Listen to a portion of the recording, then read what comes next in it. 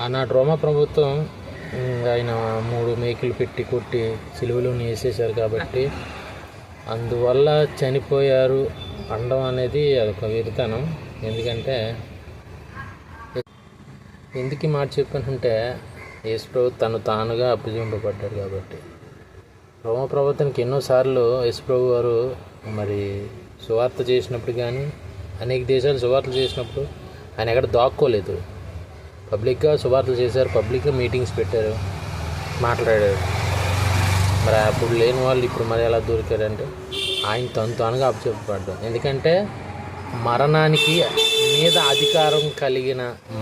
మీద అధికారం కలిగిన దేవుడు కాబట్టి మన కోసం ప్రాణం పెట్టాడు, రక్తం కార్చాడు.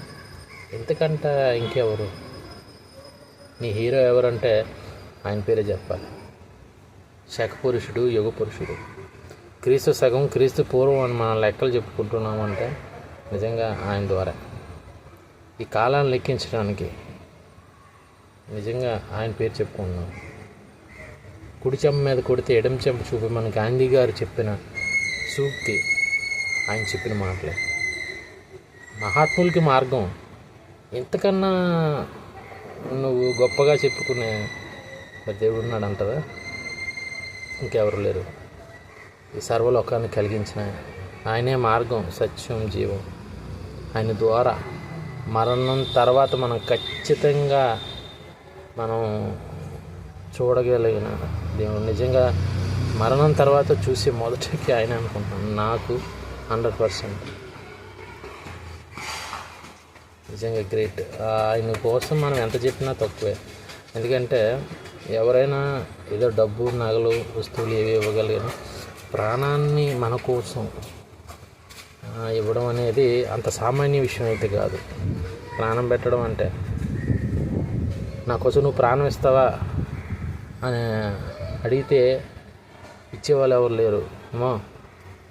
అలాంటిది మన కోసం మనం అడక్కముందే మన పాపాల కోసం ఆయన మీద వేసుకొని ఆయన మన కోసం కల్వరి సిలువలో చనిపోయారు.